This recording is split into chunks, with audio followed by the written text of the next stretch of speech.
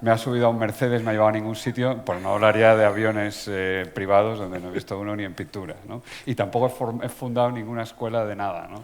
Bueno, es verdad, eso es una verdad regular, ¿no? La verdad es que fue un honor de ser parte del claustro fundador de la Universidad Carlos III de Madrid. Estuve ahí 18 años y de ahí pasé al IES, donde he estado 24 años, ¿no? Pero claro, cada vez que Santi me pide algo, pues le digo que sí, ¿no? Porque hicimos la mili juntos hace 43 años, porque he calculado, justo ahora en otoño fue cuando llegamos a la Academia de Infantería en Toledo y nos hicimos amigos y nos hemos acompañado, ¿no? A lo largo de la vida. Y me ha pedido que hable de dos cosas de las que realmente pues sé muy poco, ¿no? Me ha dicho, tienes que hablar de geopolítica y de valores. Y bueno, la de geopolítica lo voy a retorcer un poco y voy a hablar del Producto Interior Bruto, que es lo único que yo sé, ¿no? Un poco. Y de valores, realmente de eso no sé nada. Sé lo que se me haya podido pegar en el IES en 24 años, que, hombre, que es bastante, ¿no? O sea, que francamente hay. O sea, ese grupo humano, si se caracteriza por algo, es por los valores que tiene. Yo, de hecho, cuando llegué ahí venía de un departamento de economía muy conflictivo, con muchas tensiones entre distintos grupos, como ocurre en casi todas las universidades, no sé, en las universidades públicas españolas, iba a decir en todas o en casi todas, ¿no?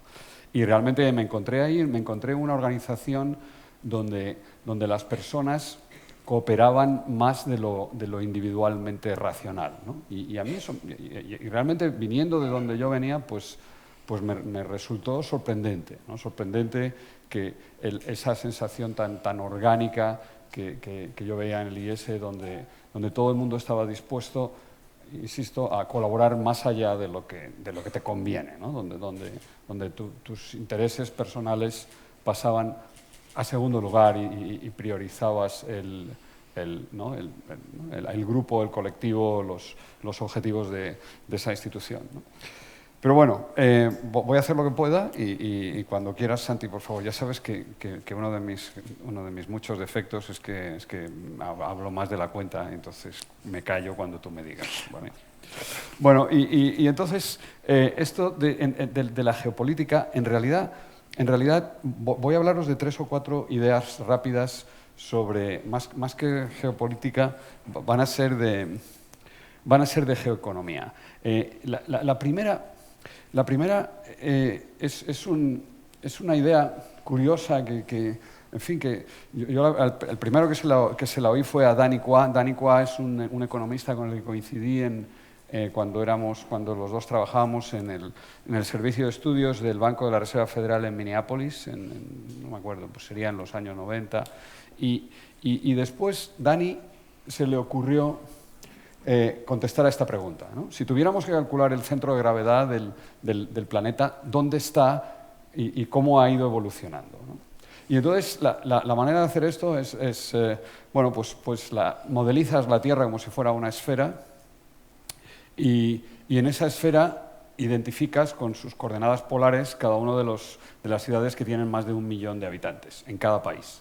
Y luego, en el centro de cada país pones y en esas ciudades, a esas ciudades les atribuyes el Producto Interior Bruto del país, la proporción que supone el número, por ejemplo, Madrid, 6 millones de habitantes, ¿vale?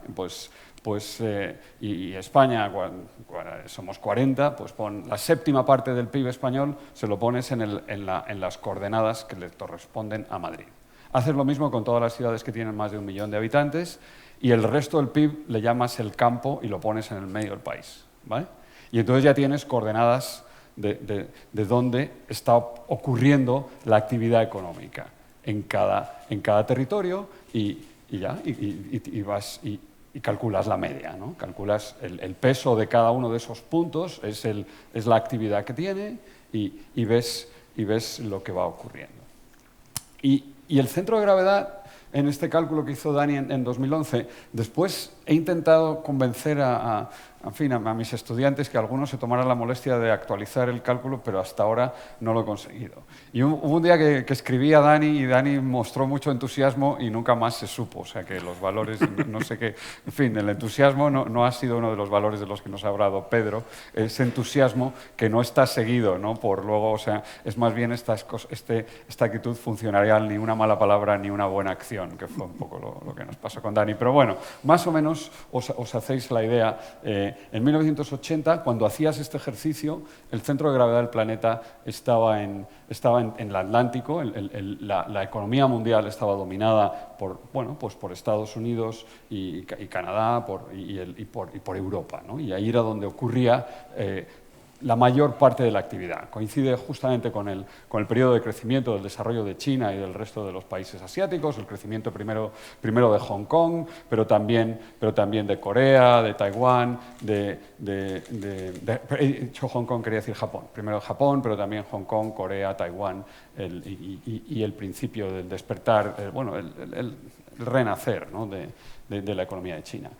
Han ido pasando los años y ahora, en 2022, 23, 24, el centro de gravedad del planeta está, cuando repites este ejercicio con los datos de ahora, pues el centro de gravedad del planeta te queda en algún sitio entre Dubái y Mumbai, camino de Singapur, ¿no?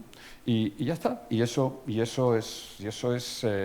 es la realidad económica en la que vivimos, nos guste o no. O sea, y podemos, ante esto, pues podemos adoptar la actitud que nos parezca. Podemos hacer el avestruz o no, en fin, pero eso es lo que sale cuando calculas el centro de gravedad. Y entonces, lo que ha ocurrido es que hemos pasado de esta visión de la economía y en realidad del mundo, ¿no? Fijaros que el meridiano cero es completamente arbitrario y lo podemos poner donde nos dé exactamente la gana. Y los distintos imperios que ha habido en el planeta pues han ido moviendo el meridiano de un sitio a otro. Hubo una época que el meridiano cero de las cartas náuticas españolas pasaba por Cádiz, ¿no? Era el meridiano al que hacían referencia los mapas y sobre el que medían la latitud y la longitud. Ahora mismo todavía seguimos en un mundo, ¿no?, en el que arrastramos, para que los ingleses tengan un poco de consuelo, que hay que darles consuelo, ¿no? Es otro de los valores que tampoco ¿no? Pues que siga pasando por Greenwich, aunque nada más pase por Greenwich, ¿no?, que el meridiano, ¿no? Y esta visión centrada en el Atlántico, que nos ha hecho pintar los mapas así, en realidad tiene otra visión, ¿no? Es completamente convencional y completamente arbitraria y podíamos, y quizá deberíamos, pintar los mapas de otra manera, ¿no? de esta manera, entendiendo que hoy el centro económico del planeta no está en Greenwich ni está en Europa, y donde está es en algún sitio entre el Océano Pacífico y el Océano Índico, ¿no? Y de hecho ahí es donde está primero la mayor parte de la población del planeta y segundo la mayor parte de la actividad del planeta, y de ahí irradia pues por eso el desarrollo de África Oriental es mucho más rápido y mucho más intenso que el de África Occidental. Los países que tienen las dos riberas, como son, porque fijaros que en el mundo en el que vivimos el agua no cuenta. O sea, Los Ángeles tiene frontera con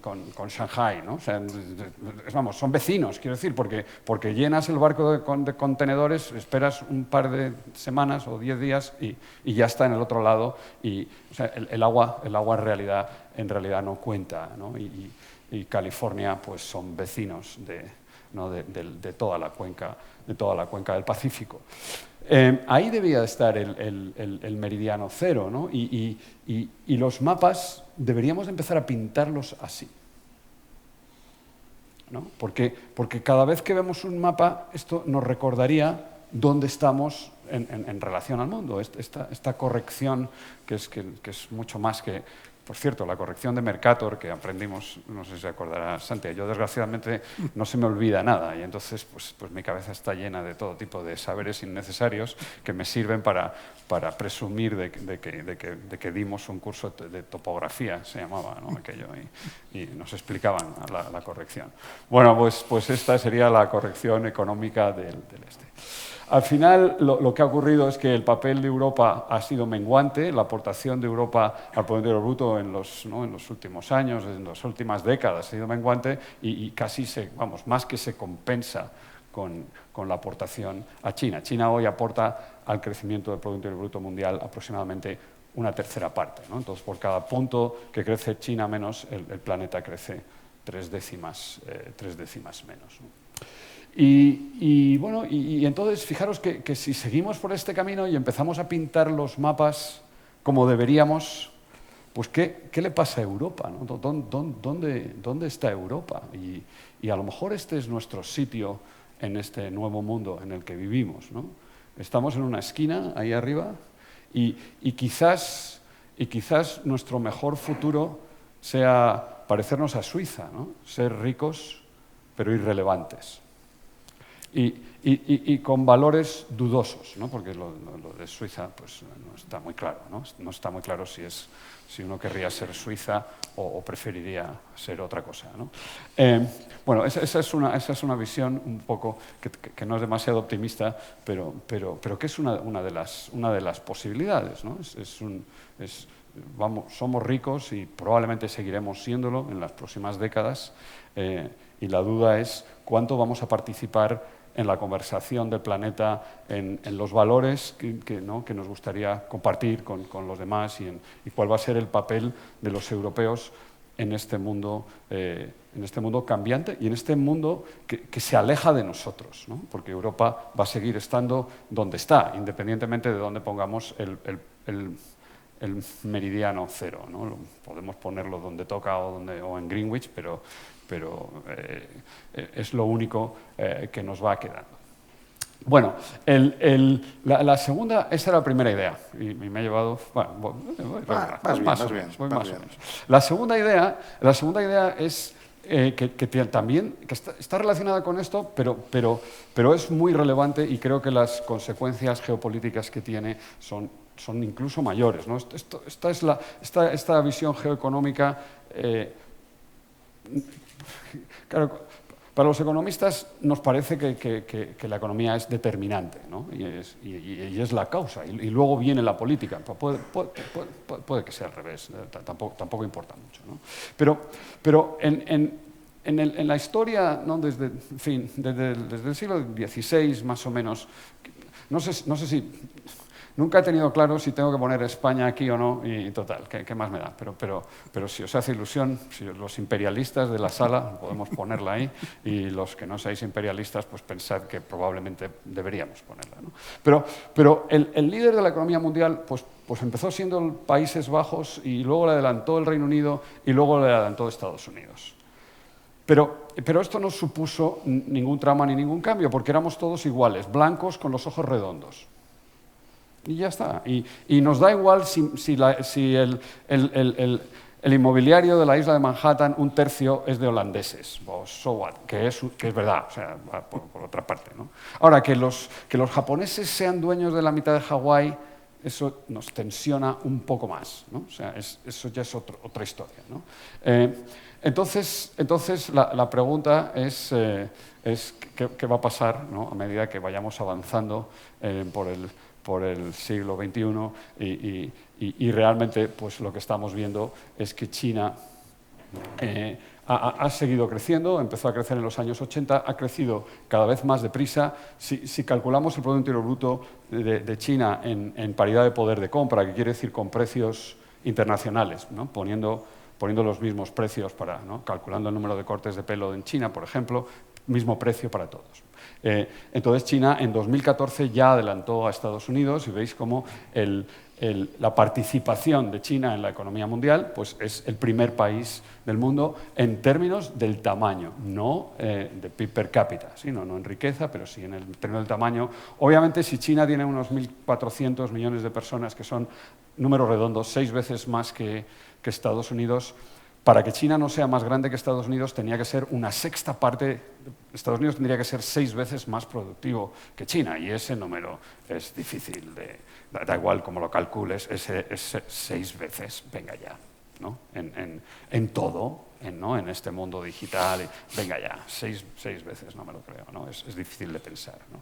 Si lo hacemos con dólares y con precios locales, pues veis que China ha adelantado ya a Europa y ya veremos a ver qué ocurre en los próximos años y en las próximas décadas cuándo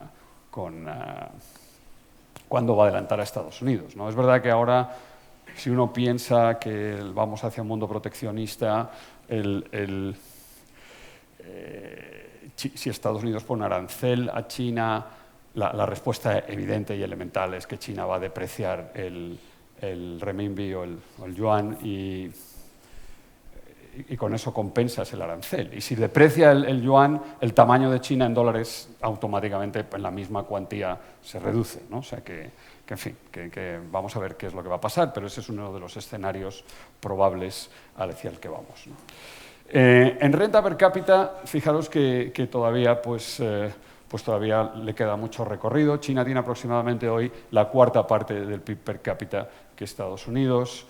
Y bueno, y aquí, pues, y Europa, no sé, digamos el 70%, depende de qué países estemos pensando. Esto le preocupa mucho a Draghi y a Leti, y nos han dicho que el remedio, lo que Europa necesita es una lluvia de millones, ¿no? De billones, del dinero del contribuyente. No sé muy bien para hacer qué con ellos, ¿no? A lo mejor lo que Europa necesita es una motosierra parecida a la de Milei, sobre todo cuando pensamos que la gran aportación de los últimos meses de Europa ha sido pegar el tapón a la botella, ¿no? O sea, eso es lo que hemos hecho, mientras Elon Musk está haciendo que vuelvan los cohetes a donde han salido, ¿no?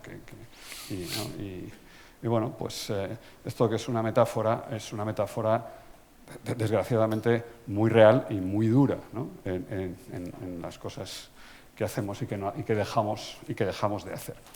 Bueno, entonces la pregunta es, ¿quién manda aquí?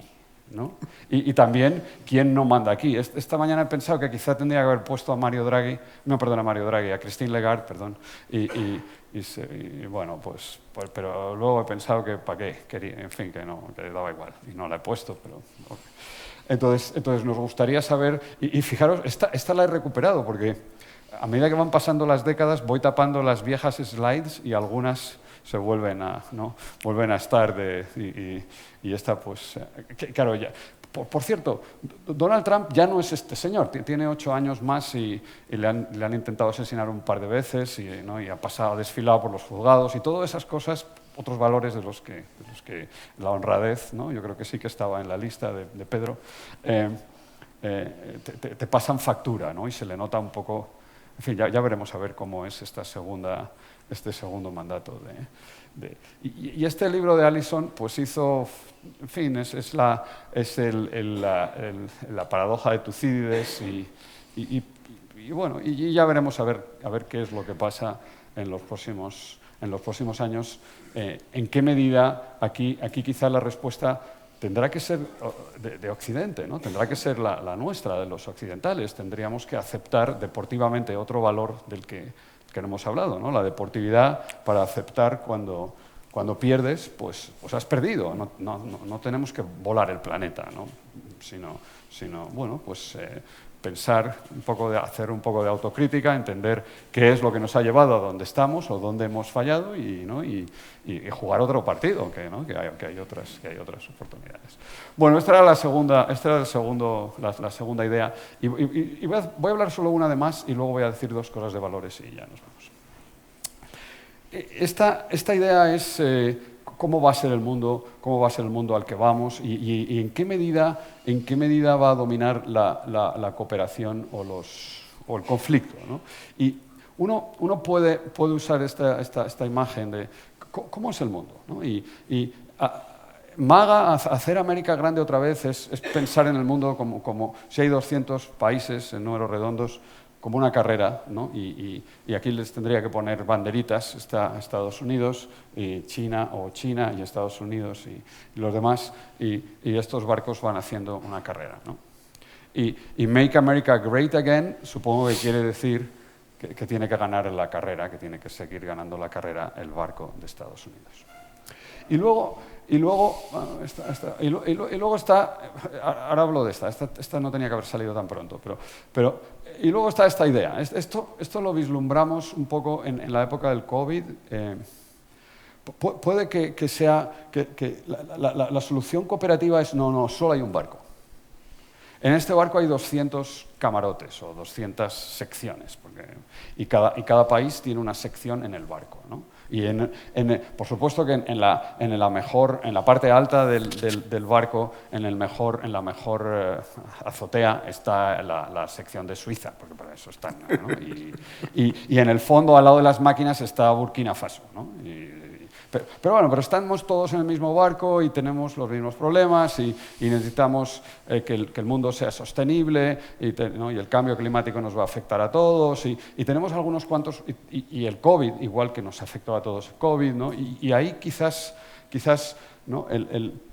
Una de las maneras de resolver los problemas que tenemos en las próximas décadas pues sería con un mundo más cooperativo. Y quizás la otra, que probablemente es a la que cada día parece más claro que donde vamos a terminar, va a ser en un mundo donde volveremos a ver no exactamente la Guerra Fría, porque China, mi manera de verlo y de entenderla, no es imperialista. China no quiere vencer a nadie de nada, me da la sensación. Seguro que ahora Pedro sabe mucho más de esto que yo, pero al contrario que la Unión Soviética, China no es necesariamente expansionista. Con que le des Taiwán ya se queda tranquila, ¿no? O sea, y por cierto, ya que está Taiwán, Estados Unidos lleva embargando a Cuba 70 años y creo que vale embargar una isla vecina si no te parece bien, ¿no? O sea, eso es parte de los valores que a nadie nos preocupa, ¿no? Le lo damos por hecho. Pues, ¿qué problema hay si China embarga a Taiwán? ¿Qué será lo que haga? ¿No? ¿Para qué quiere destruirla? ¿Cuál es la gracia? No hará eso, ¿no? Hará un bloqueo y hará un embargo, igual que Estados Unidos con Cuba, ¿no? O sea, que quiero decir ¿qué problema hay con eso? Para los taiwaneses supongo que no les va a parecer muy bien, pero mala tarde, ¿no? O sea, ¿no? Bueno, entonces vamos a terminar en este mundo de... Cuando no reaccionáis, pasa lo siguiente: sigo subiendo el nivel de disparate hasta que alguien ya no pueda más o se levante y se vaya o proteste o diga algo. Bueno, entonces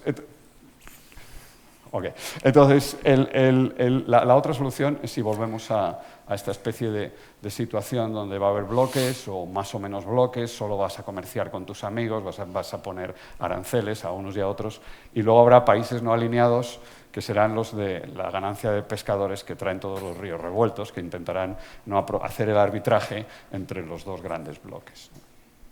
Entonces eran las tres cosas, esas eran las tres ideas de geopolítica. Primero, la época, el mundo centrado en el Atlántico se ha terminado y el mundo ahora está centrado entre el Pacífico y el Índico, ¿no? India y China y los grandes países, las grandes economías del sudeste asiático van a dominar la actividad económica del planeta. Ahí van a estar los grandes mercados, ahí están las grandes tasas de crecimiento. La segunda, es relevante pensar quién manda y toda esta situación de conflictos bélicos que estamos viviendo tiene un origen fundamentalmente económico de quién manda y podamos ver pues, distintas formas de conflicto, ¿no? El proteccionismo, los aranceles, la guerra económica es una manera de conflicto, y las guerras proxies ¿no? que estamos viviendo ahora, la invasión de Ucrania continúa y ¿no? Es que vamos camino del tercer año, ¿no?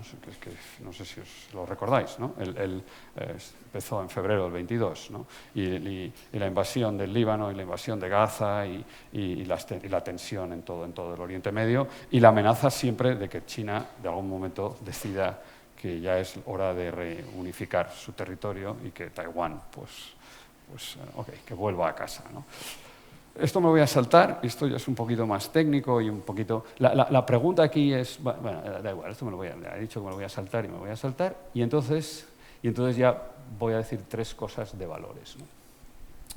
¿Qué es lo que podemos hacer los europeos en esta tesitura? Iba a decir coyuntura, pero en realidad en esta encrucijada, ¿no? en la que estamos. Y estos 3 números, que son aproximaciones, nos recuerdan que los países de la Unión Europea, ¿no? Somos más o menos el 6% de la población del planeta, aportamos el 15% del Producto Interior Bruto, lo cual quiere decir que somos 2 veces más productivos que la media, pero tenemos el 35% del gasto social, el 35% del planeta del gasto social.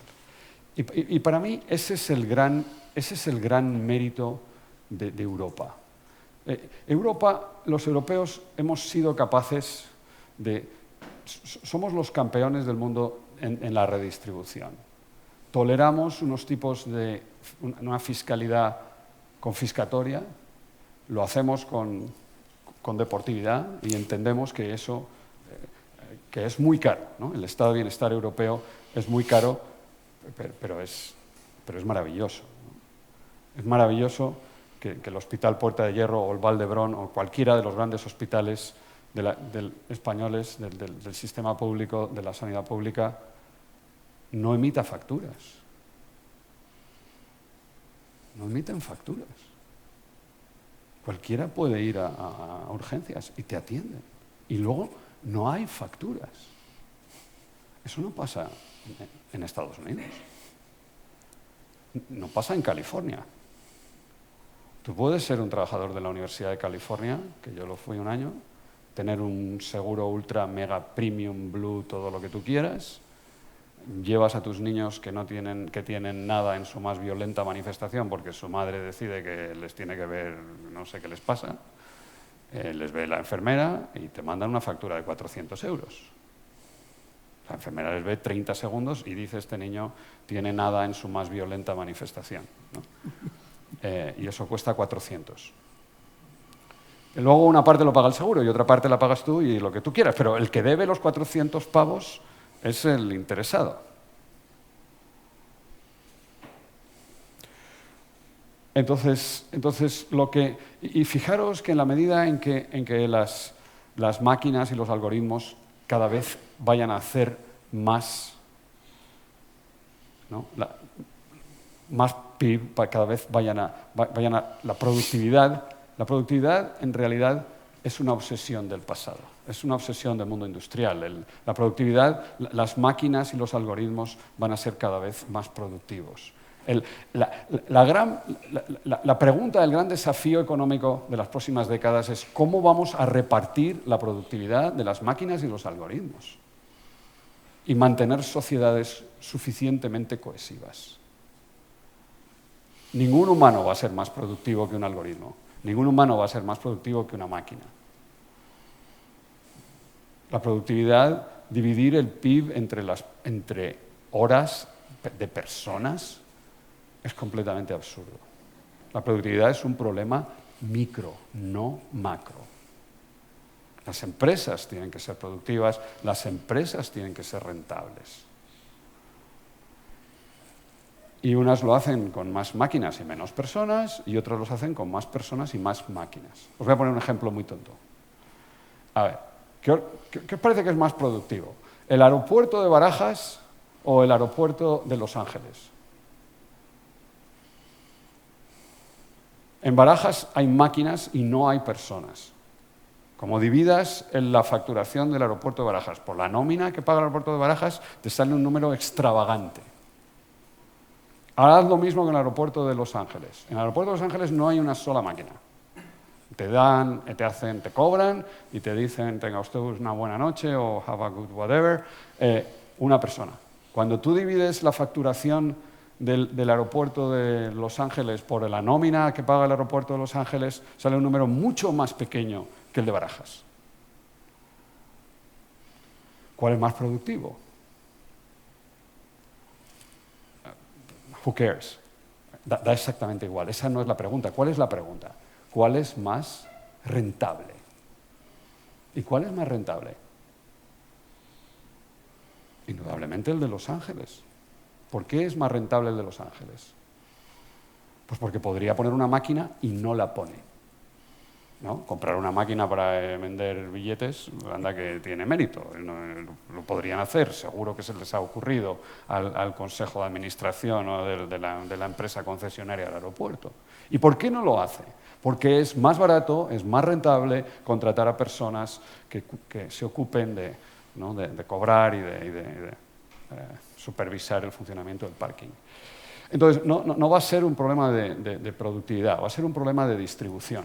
La distribución genera unos desincentivos, es muy complicada y, sin embargo, pues los europeos hemos llegado con una historia penosa del siglo XIX y del siglo XX, después de todas las revoluciones, después de todos, ¿no?, de la Unión Soviética, después de todas las guerras, hemos llegado a esta situación desde el final de la Segunda Guerra Mundial, donde tenemos unos estados de bienestar que son caros, pero maravillosos.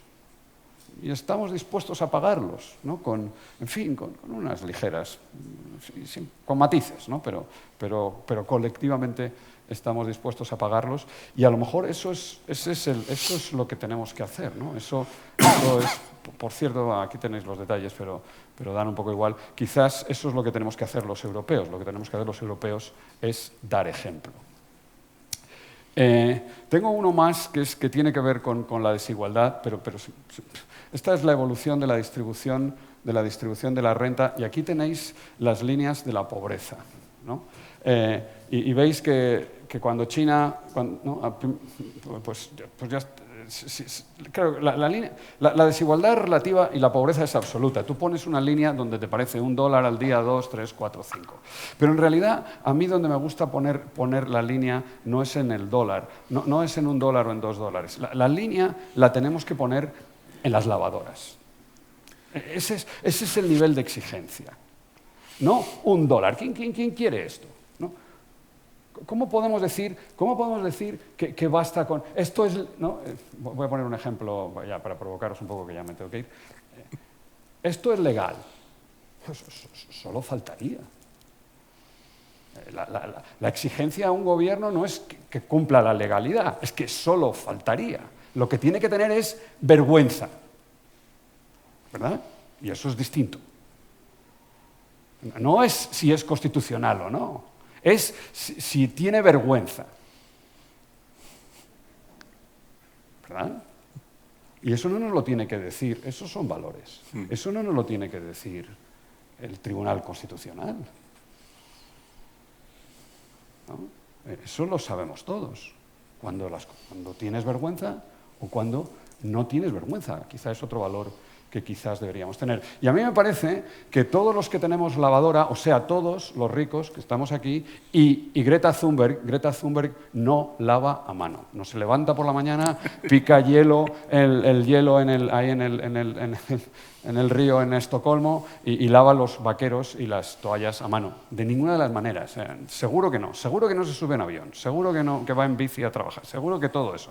Pero lava a dedo como todos. O sea, ¿no? Y tiene una lavadora conectada a la red eléctrica y usa detergentes, productos químicos, gracias a la industria química, gracias a la industria eléctrica que nos da lavadoras. Y, por cierto, las lavadoras y la tecnología no nos dan dinero, nos dan tiempo, ¿no? Y entonces, gracias a que tiene lavadora, Greta Thunberg se dedica a organizar Fridays for the Future. Gracias, Greta, pero lavas a máquina. Y si tú lavas a máquina... Y si Greta lava a máquina, todos tenemos que lavar a máquina. Con lo que a lo mejor parte de los valores y parte de lo que tenemos que hacer de los europeos, además de dar ejemplo, es subir el listón.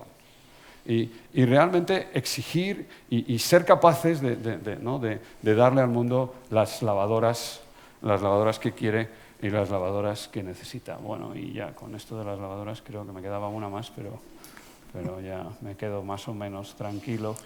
Y bueno, muchas gracias. Si os ha gustado, La economía es como la tónica, hay que aprender a amarla, ¿no? O sea, es porque es un poco amarga y cuesta un poco y tiene una barrera de entrada y entonces hay que aprender a amarla y, bueno, y cualquier cosa que queráis, aquí me tenéis.